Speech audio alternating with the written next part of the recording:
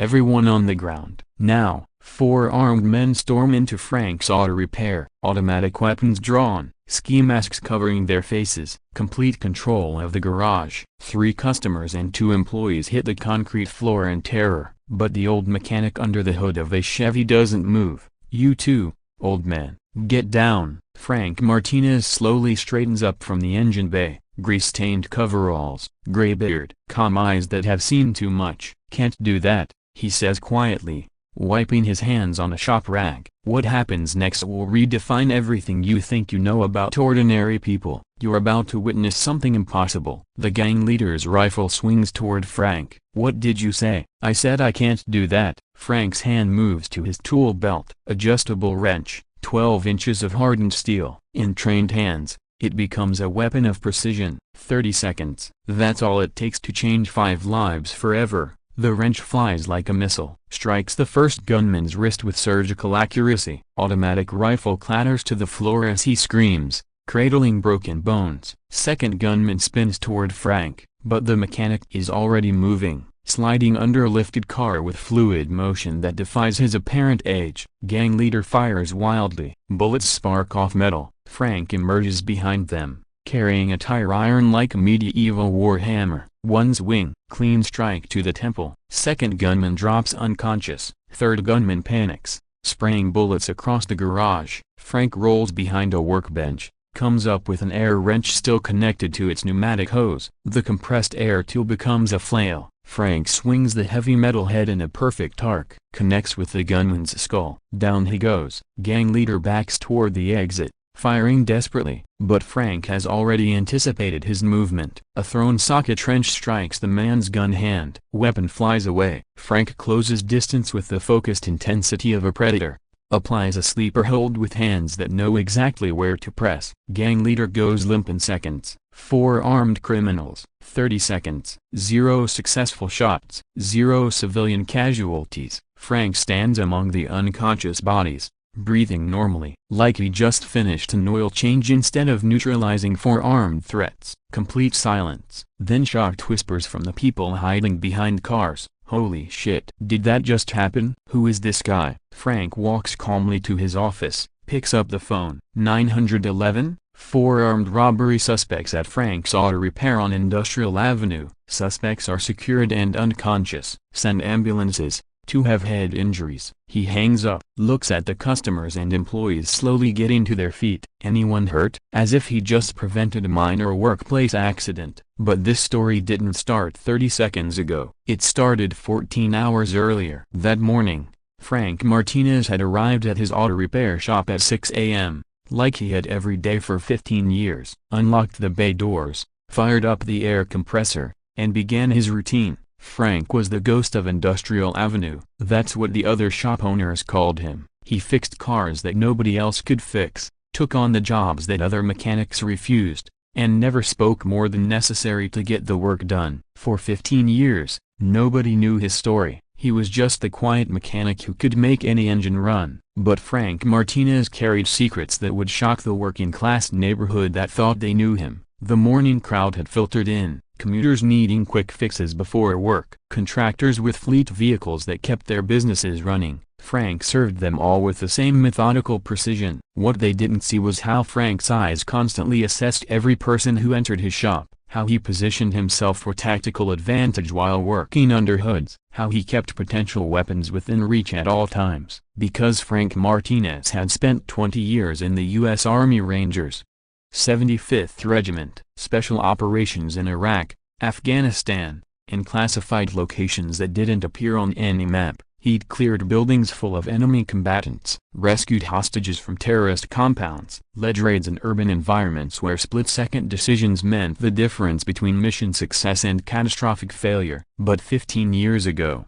Frank had traded his rifle for a socket wrench, his tactical vest for greasy coveralls, his squadron for customers who would never know what battles he'd fought for their freedom. He'd come to this neighborhood garage because he wanted to fix things instead of destroy them. He wanted to use his hands to repair engines instead of end lives. For 15 years, it had worked. Frank had found peace in the routine, healing in honest work, purpose in helping working people keep their vehicles running. Until today. Back to the present. Police sirens growing louder. The 4 gang members still unconscious on the concrete floor. Shop owner Miguel Santos emerges from behind a car where he'd taken cover during the shooting. "Frank," he says, voice shaking, "what the hell was that?" Frank continues organizing his tools, as if nothing happened. "Handled a problem." "Handled a problem? You just took down 4 guys with automatic weapons using shop tools." The customers are slowly standing up, staring, recording with cell phones, trying to process what they witnessed. Customer Tony Rivera approaches carefully.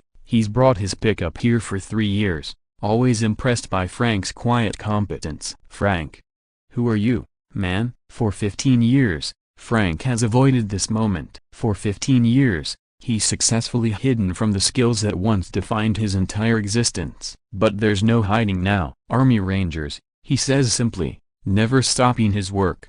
75th Regiment, 20 years. Special Operations. The words hit the garage like another explosion. Miguel stares at him. "You're telling me that for 15 years I've had an Army Ranger fixing cars in my shop?" "Former Army Ranger," Frank corrects. "I retired from that life. This is who I am now." "But why?" Tony asks. "Why hide it?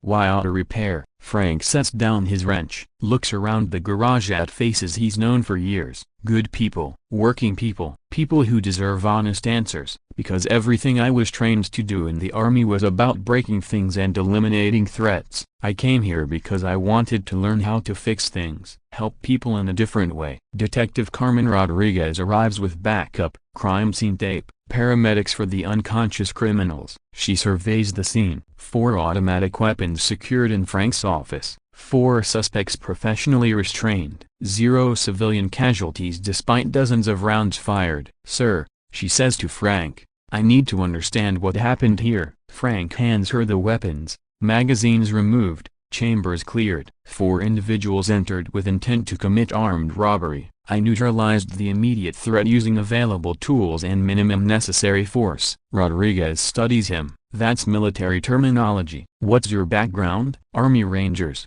75th Regiment. I've been running this repair shop for 15 years because I wanted work that helped people instead of hurt them." The irony is overwhelming. As the criminals are loaded into ambulances, Frank resumes his position under the hood of the Chevy. The customers and employees, still processing what they witnessed, gradually return to their business. But everything has changed. "Frank," Miguel says quietly, "why didn't you ever tell me?" "Because I didn't want to be defined by what I used to do. I wanted to be judged by the work I do now." Tony orders another oil change. "So who are you now?" Frank checks the dipstick, adds a quart of oil. "Someone who came here to forget how to kill people. Someone who learned how to keep engines running instead." But today's events have forced Frank to confront a truth he's been avoiding for 15 years. The skills that made him lethal in combat are the same skills that just protected innocent people from violence. Maybe there's a way to honor both identities.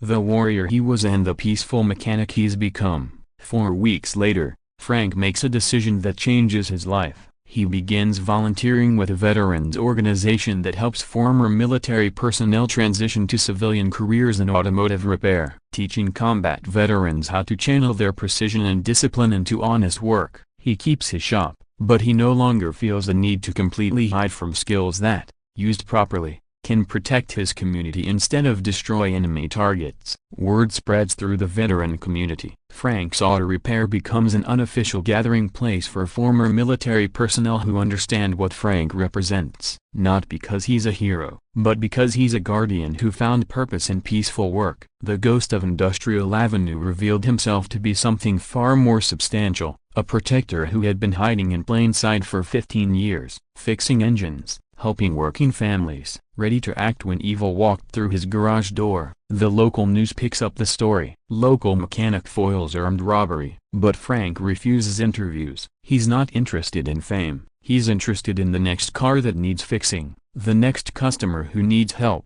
the next day of honest work, because that's who Frank Martinez chose to become. Not a warrior, not a hero, just a mechanic who happens to possess skills that saved lives when they were needed most. So I ask you, Have you ever encountered someone whose capabilities seemed to exceed their circumstances? Someone whose ordinary job hid extraordinary training? Share their story in the comments, because sometimes the most dangerous people are the ones who choose to use their power to build rather than destroy. If this moved you, subscribe and help us honor the quiet guardians walking among us. These are the people who remind us that heroes don't always wear uniforms. Sometimes they wear coveralls and fix your car, until the moment their community needs them to be something more. And remember, the next time you meet a mechanic whose competence seems effortless, whose calm under pressure seems unusual, whose work ethic seems military, you might be getting your oil changed by someone who once served in ways you'll never fully understand, but chose to serve his community by keeping their vehicles running, one repair at a time.